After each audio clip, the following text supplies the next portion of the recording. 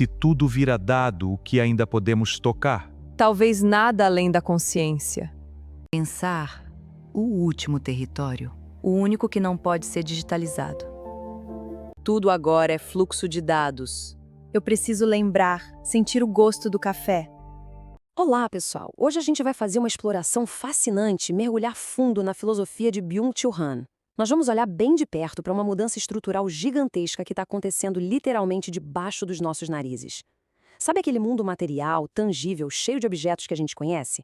Pois é, ele está desaparecendo diante dos nossos olhos, sendo silenciosamente substituído por um universo de dados totalmente imateriais. Vamos direto ao ponto entender como essa mudança de paradigma reconfigura de vez a nossa realidade. Para começar, vamos imaginar um mundo onde os objetos simplesmente somem do mapa. E o pior, inevitavelmente, eles levam as memórias das pessoas junto com eles. Arrepiante, né? Essa é a premissa de A Polícia da Memória, um romance distópico incrível da Yoko Ogawa. E o que é mais fascinante aqui é o paralelo brutal entre essa ficção e o nosso dia a dia. Hoje, a gente não tem uma ditadura confiscando objetos à força, claro, mas aquela enxurrada de informações digitais e distrações o tempo todo está, de forma super silenciosa, apagando o mundo físico da nossa percepção diária.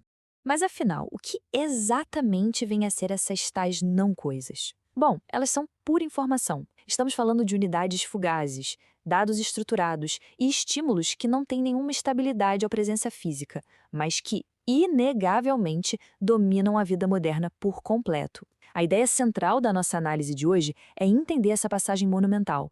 Nós estamos saindo de uma ordem terrena, que nos dava raízes através de objetos tangíveis, e mergulhando de cabeça em um ambiente digital cheio de dados imateriais que geram o desassossego constante.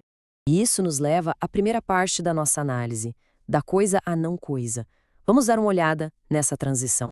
Olha só que contraste absurdo a gente vive hoje. De um lado, nós temos a ordem terrena. Nela, as coisas físicas têm uma duração, criam um ambiente estável e funcionam como verdadeiras âncoras para a nossa existência. São os nossos pontos de repouso. Em oposição total a isso, temos a ordem digital. A informação vive do estímulo rápido, da surpresa. Ela é totalmente passageira. Então, em vez de dar aquele ponto de apoio seguro, ela cria um verdadeiro tsunami digital que exige a nossa atenção o tempo todo. O resultado? Um cansaço mental sem fim. E o impacto de todo esse excesso de informação é profundo. Segundo o autor, a sociedade está basicamente trocando aquele velho apego aos objetos materiais por um novo fetiche, só que por dados. O resultado disso tudo é o que ele chama de desfatificação da existência. Basicamente, quando a gente é bombardeado por tanta informação, a linha que separa o que é verdade do que é mentira acaba sumindo. Aquela verdade estrutural que leva tempo para se consolidar é atropelada pela busca de um efeito imediato, criando uma sociedade pós-factual, onde a realidade duradoura simplesmente se perde no meio de tanto ruído. Agora vamos para a seção 2, o fim da posse. Ou seja, a passagem da posse para a vivência. Pensa num livro físico, de papel mesmo. Ter a posse genuína de um objeto como esse leva tempo. Ele ganha marcas nas páginas, carrega uma história rica e constrói uma relação super profunda com quem o lê. É algo que amarra a gente ao mundo material. Por outro lado, pensa num e-book ou até na economia compartilhada de um modo geral. Tudo isso funciona no modelo de acesso. A gente cria só uma conexão temporária. É uma relação super fácil e material, mas ao mesmo tempo totalmente superficial, sem aquela cara inconfundível de uma posse que dura a vida toda. Tem uma frase genial do pensador Walter Benjamin que resume isso perfeitamente. Ele diz: a posse é a relação mais profunda que se pode ter com as coisas. Na nossa era digital, isso ilustra bem o que aconteceu com o colecionador. Aquele colecionador clássico valorizava a magia, a história e o destino do objeto, muito além de só consumir aquilo na hora. Mas nesse nosso mundo cheio de fluxos invisíveis de dados, a figura do colecionador vai sumindo, dando espaço para esses acessos de momento. Essa relação de profundidade está, infelizmente, virando raridade no mundo das não-coisas. Chegamos ao nosso terceiro ponto, o feitiço do smartphone, o nosso aparelho de submissão diário. Nessa nossa nova realidade, a gente precisa encarar um fato. O smartphone não é só um telefone. O texto do Han introduz um termo super interessante para ele, infômato. O infômato atua como um parceiro super inteligente que não para de processar dados. Ele chega de mansinho, se apresentando como um facilitador que tira o peso da nossa rotina e deixa tudo incrivelmente prático. Mas por trás dessa máscara de puro conforto, ele funciona como um informante móvel trabalhando em tempo integral. Ele vigia e processa nossos hábitos, gostos e passos 24 horas por dia. A gente costuma ouvir muito por aí que o smartphone seria como um objeto transicional. Sabe aquele ursinho de pelúcia da infância, super macio, que traz conforto e ajuda a gente a criar empatia e a lidar com o mundo lá fora? Pois é, a filosofia que estamos analisando discorda radicalmente dessa ideia. O RAM classifica o celular como um objeto autista. É uma tela de vidro super rígida que reflete, antes de mais nada, os nossos próprios desejos, de um jeito bem narcisista. Em vez de conectar a gente com o calor de outras pessoas, ele acaba induzindo a um isolamento dentro de uma bolha lisa, enfraquecendo os nossos laços de empatia real. E como se dá a dominação nos dias de hoje? Ela não é mais repressiva, batendo de frente. Ela é permissiva. A gente é estimulado o tempo todo a compartilhar a nossa vida sem parar. Pensa no botão de curtir. O autor diz que ele atua quase como um amém digital, pacificador e afirmativo. Os sistemas de hoje exploram a nossa sensação de liberdade, porque, vamos ser sinceros, quando toda essa submissão vem disfarçada com uma roupagem de pura conveniência e praticidade, entregar nossos dados o tempo todo acaba parecendo uma escolha super livre e confortável, não é verdade? E isso nos leva direto para a seção 4, a era das selfies, o fim do rosto duradouro.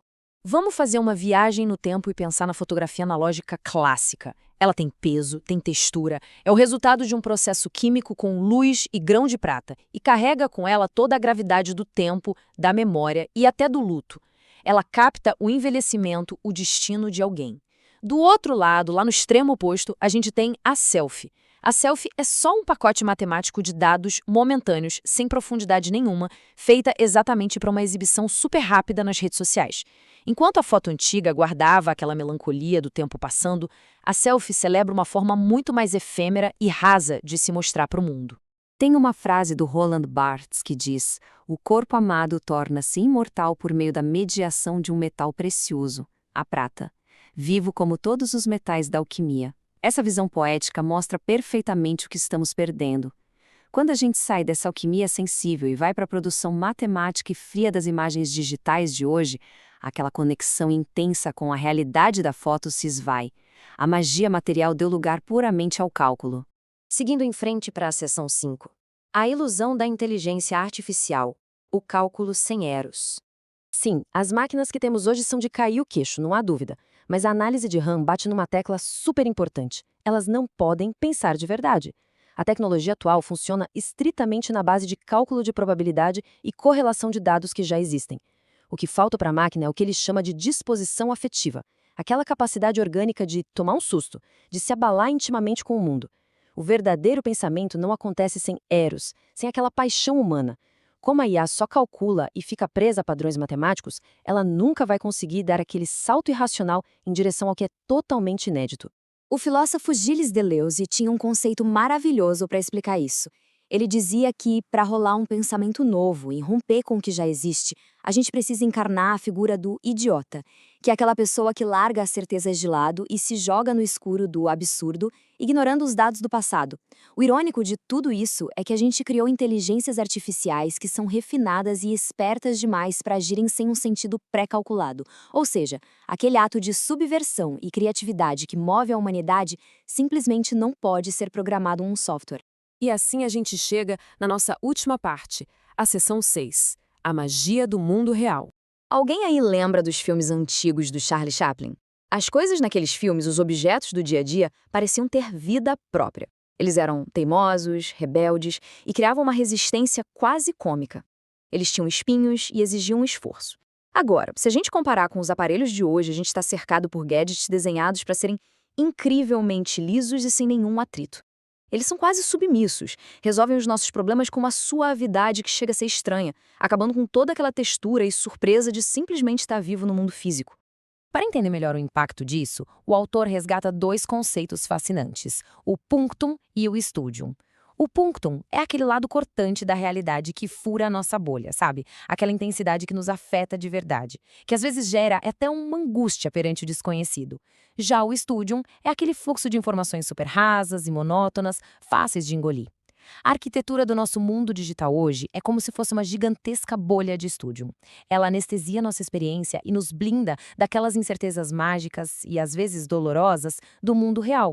Os beijos excretos não chegam ao seu destino, mas são debidos no caminho pelos fantasmas. Franz Kafka escreveu isso com muito medo de que a comunicação mecânica nunca fosse capaz de conectar as almas humanas de verdade, mas que só serviria para alimentar os fantasmas entre elas. E as redes sociais hoje criam exatamente essa mesma ilusão gigante de contato. A infraestrutura dessas não-coisas suga o nosso calor humano e deixa no lugar uma multidão que se comunica sem parar, mas que quase nunca divide uma proximidade autêntica. Tudo isso que a gente discutiu deixa uma pergunta super provocativa e melancólica no ar. Quem se sente olhado pelas coisas hoje? Nós saímos de um mundo onde os objetos tinham história, peso e até um olhar próprio para vivermos cercados por telas de vidro que só nos devolvem aquilo que o algoritmo acha que a gente quer. É uma reflexão muito forte sobre o mistério que faz a vida valer a pena. E sem dúvida é um grande convite para a gente começar a prestar mais atenção nas texturas, nos atritos e na magia que ainda resiste no mundo ao nosso redor. Pessoal, muito obrigado por acompanharem essa explicação até aqui e a gente se vê na próxima.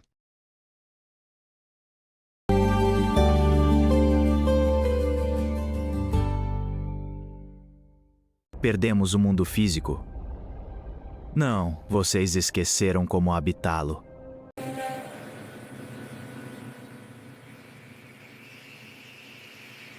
Quando tudo se torna informação, pensar é o último espaço de existência.